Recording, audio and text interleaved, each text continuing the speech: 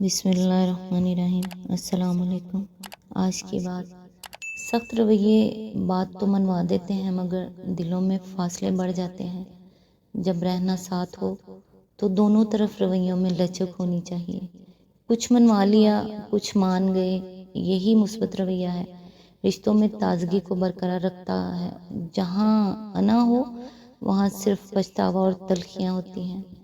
آج انشاءاللہ سورۃ بقرہ کی آیت نمبر 229 سے سٹارٹ کریں گے۔ اعوذ باللہ من الشیطان الرجیم، بسم اللہ الرحمن الرحیم۔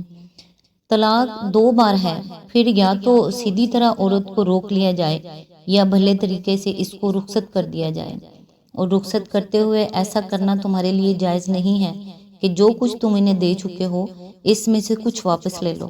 البتہ یہ صورت مستثنیٰ ہے کہ زوجین کو اللہ کے حدود پر قائم نہ رہ سکنے کا اندیشہ ہو۔ ایسی صورت میں اگر تمہیں یہ خوف ہو کہ وہ دونوں حدود الہی پر قائم نہ رہیں گے تو ان دونوں کے درمیان یہ معاملہ ہو جانے میں مذائقہ نہیں کہ عورت اپنے شوہر کو معاوضہ دے کر علیحدگی حاصل کر لے۔ یہ اللہ کے مقرر کردہ حدود ہیں، ان سے تجاوز نہ کرو، اور جو لوگ حدود الہی سے تجاوز کریں وہی ظالم ہیں۔ اس کی تفسیر ہے، اس مختصر سی آیت میں ایک بہت بڑی معاشرتی خرابی کی جو عرب جاہلیت میں رائج تھی اصلاح کی گئی ہے۔ عرب میں قاعدہ یہ تھا کہ ایک شخص اپنی بیوی کو بے حد و حساب طلاق دینے کا مجاز تھا۔ جس عورت سے اس کا شوہر بگڑ جاتا اس کو وہ بار بار طلاق دے کر رجوع کرتا رہتا تھا، تاکہ نہ تو وہ غریب اس کے ساتھ بس ہی سکے اور نہ اس سے آزاد ہو کر کسی اور سے نکاح ہی کر سکے۔ قرآن مجید کی یہ آیت اسی ظلم کا دروازہ بند کرتی ہے۔ اس آیت کی روح سے ایک مرد ایک رشتہ نکاح میں اپنی بیوی پر حد سے حد 2 ہی مرتبہ طلاق رجعی کا حق استعمال کر سکتا ہے۔ جو شخص اپنی منکوحہ کو 2 مرتبہ طلاق دے کر اس سے رجوع کر چکا ہو وہ اپنی عمر میں جب کبھی اس کو تیسری بار طلاق دے گا عورت اس سے مستقل طور پر جدا ہو جائے گی۔ طلاق کا صحیح طریقہ جو قرآن و حدیث سے معلوم ہوتا ہے یہ ہے کہ عورت کو حالت طہر میں 1 مرتبہ طلاق دی جائے۔ اگر جھگڑا ایسے زمانے میں ہو جبکہ عورت ایام ماہواری میں ہو تو اسی وقت طلاق دے بیٹھنا درست نہیں ہے، بلکہ ایام سے اس کے فارغ ہونے کا انتظار کرنا چاہیے۔ پھر 1 طلاق دینے کے بعد اگر چاہے تو دوسرے طہر میں 2 بار 1 طلاق اور دے دے، ورنہ بہتر یہی ہے کہ پہلی ہی طلاق پر اکتفا کرے۔ اس صورت میں شوہر کو حق حاصل رہتا ہے کہ عدت گزرنے سے پہلے جب چاہے رجوع کر لے، اور عدت گزر بھی جائے تو دونوں کے لیے موقع باقی رہتا ہے کہ پھر باہمی رضامندی سے دوبارہ نکاح کر لیں۔ لیکن تیسرے طہر میں تیسری بار طلاق دینے کے بعد نہ تو شوہر کا رجوع کا حق باقی رہتا ہے اور نہ اس کا ہی کوئی موقع رہتا ہے کہ دونوں کا پھر نکاح ہو سکے۔ رہی یہ صورت کہ ایک ہی وقت میں 3 طلاقیں دے ڈالی جائیں جیسا کہ آج کل جہلا کا عام طریقہ ہے تو یہ شریعت کی روح سے سخت گناہ ہے۔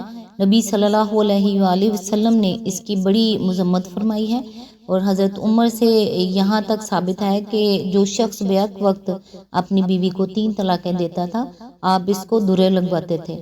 تاہم گناہ ہونے کے باوجود ائمہ کے نزدیک تینوں طلاقیں واقع ہو جاتی ہیں اور طلاق مغلظ ہو جاتی ہے، یعنی مہر و زیور اور کپڑے وغیرہ جو شوہر اپنی بیوی کو دے چکا ہے ان میں سے کوئی چیز بھی واپس مانگنے کا اسے حق نہیں ہے۔